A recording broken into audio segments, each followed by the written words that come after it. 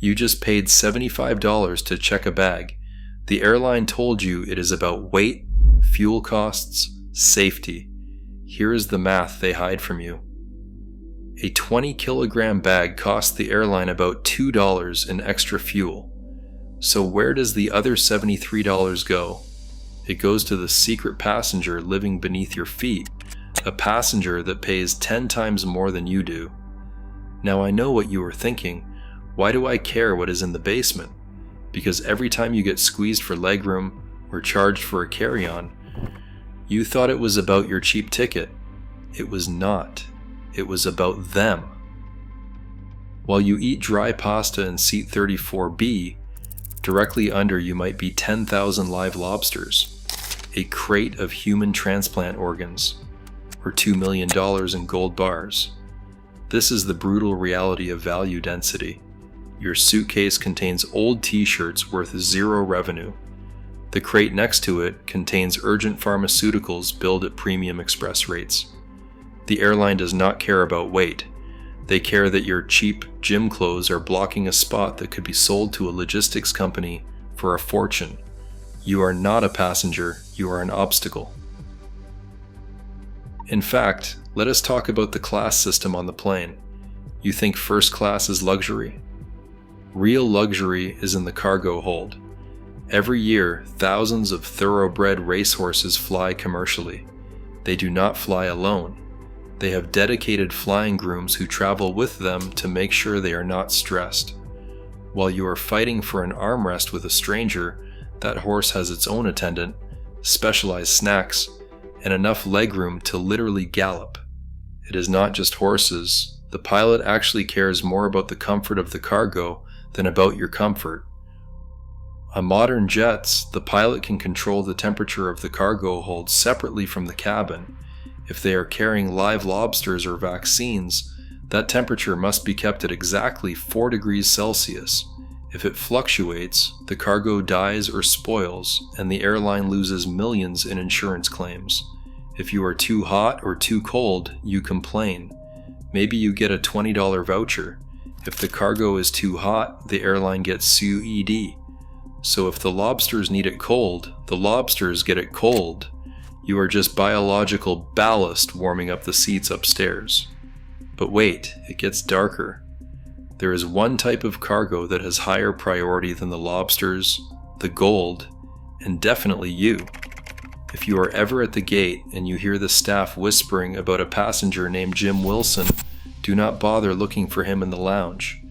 Jim Wilson is the industry's secret code for human remains.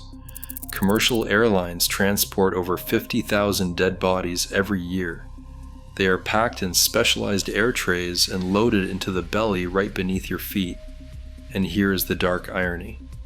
Jim Wilson has a guaranteed ticket. You might get bumped from the flight because of overbooking. You might miss your connection. But the body in the cargo hold never gets bumped. So yes, in the eyes of the airline, the dead guy in the basement actually has more job security than you do. Let's look at another lie, the overweight bag fee. We have all been there. You get to the counter, your bag weighs 24 kilograms. The limit is 23 kilograms. The agent looks at you like you are a criminal and demands $100. You assume this is about flight safety, right? If the bag is too heavy, the plane might crash.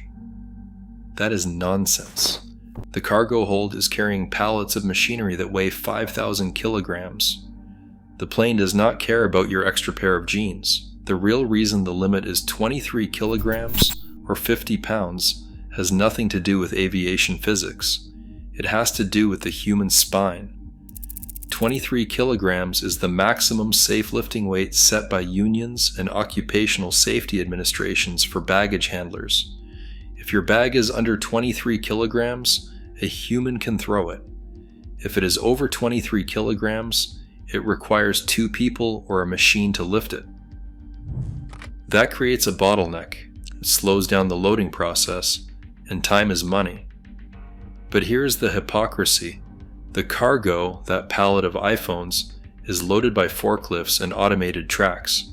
It creates zero physical strain on the staff. Your bag is the only thing on the plane that relies on manual labor, so they punish you. They set the limit low, not because the plane cannot take it, but because your bag is the most inefficient primitive object they have to transport. Now let's look at the opportunity cost that ruins your wallet. In the blue corner, you. You paid for a ticket, but your bag pays $0 to the airline. In the red corner, Apple paying $5,000 to ship a pallet of iPhones in that exact same space. Every suitcase the airline accepts is 20 kilograms of freight they have to reject. Taking your bag literally costs them money. So that $75 fee, it is not a service charge. It is compensation. You are paying a fine for the profit they lose by not shipping cargo in that spot. Still don't believe me? Look at the IATA data. After paying for fuel, crew, and taxes, the average net profit per passenger is just $7. In New York City, that does not even cover the cost of a single tall latte. Think about that. If you drink 2 mini bottles of wine on the flight, you have literally bankrupted your seat. But the cargo is pure profit. No meal service, no flight attendants, no bathroom breaks. They do not charge you because of fuel. They charge you because your old clothes are squatting in a millionaire's parking spot. This economic reality also explains the weirdest thing about flying, the hub system.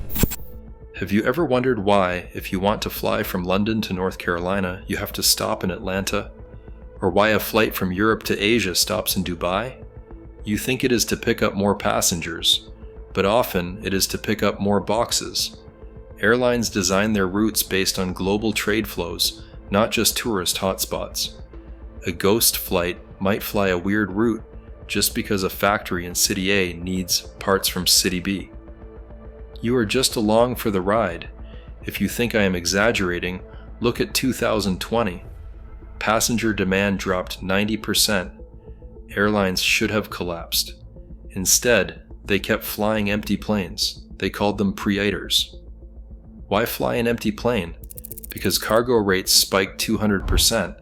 A single 777 flying from Shanghai to LA could pay for its entire flight just from the belly cargo. You, the passenger, were technically optional. Your ticket pays for the gas. The lobster crate in the basement, that pays for the profit. This is why basic economy feels like a punishment. They strip away your carry-on. They make you board last. It is not to save time. It is to train you. Here is my prediction. Within 10 years, free checked bags will disappear entirely on long-haul flights. The airline has done the math. Would they rather have your bag or Apple's bag? Apple's bag pays $5,000. Yours pays $75 in fees. They will squeeze you until you stop checking bags or until you pay enough to offset the cargo they left behind. So, knowing you are just ballast, how do you win? Option 1. Fly the giants. Airlines like Emirates and Qatar fly massive wide-body jets. They have caverns for cargo holds. They have room for both your suitcase and the freight. That is why they still give you free bags.